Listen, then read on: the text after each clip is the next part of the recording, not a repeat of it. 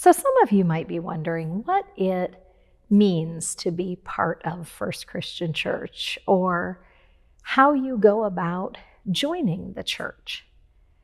You can really quite fully participate in First Christian whether you have made the decision to be an official member or not. That's something that is really important to us because we want people to feel comfortable participating, sharing your gifts, getting to know other people, discovering what the church is all about. Sometimes what that means is that we don't talk about membership very much. In fact, we're pretty low pressure. I remember hearing stories from people a generation older than myself, especially, who tell stories about visiting a church for the first time, and the pastor came to their house that week and started talking to them about when they were going to join the church. Not only in our culture are we not joiners in that same way, but here at First Christian, we really want membership to be something that is a thoughtful decision on your part. We want it to be something that you do when you get to the point where you say, I am fully a part of this faith community, and I want to claim that by placing my membership here. And as I said, meanwhile, along the journey toward membership, you are really invited to fully participate.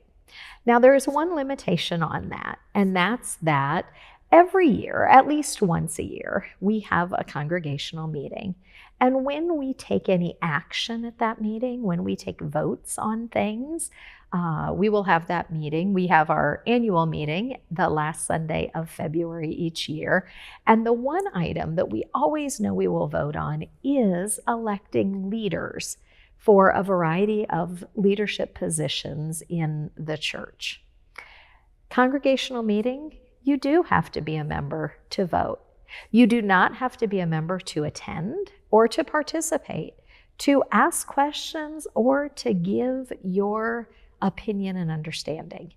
But that is one of the places where we've said members are the ones who make these decisions. Some of those other decisions are things like if the congregation needs to take out a loan and go into debt, or when the congregation is calling a pastor. When the decision was made to move to this building a little more than 20 years ago, that was a congregational decision. And so those decisions are left in the hands of members, of those who have said, yes, I have decided to formally join the church.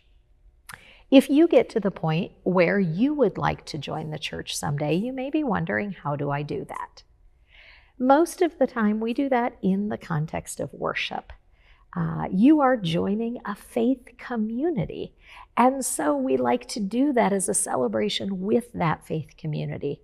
It's also a great chance, if folks haven't yet learned your name or figured out who you are, for people to see you, and after worship, for people to deliberately have a chance to welcome you.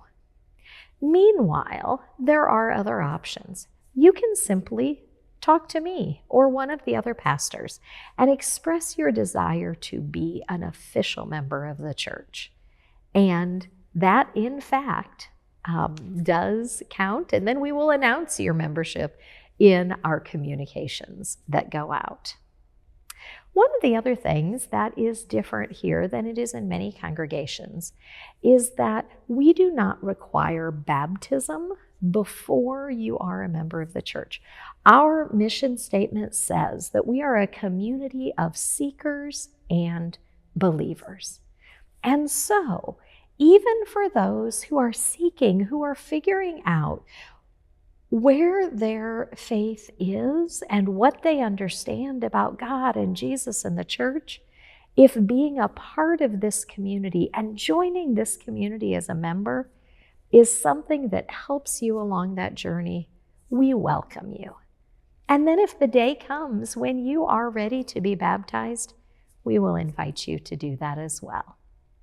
So come, be a part of us, share in ministry together with us, and when you are ready, we welcome you into membership.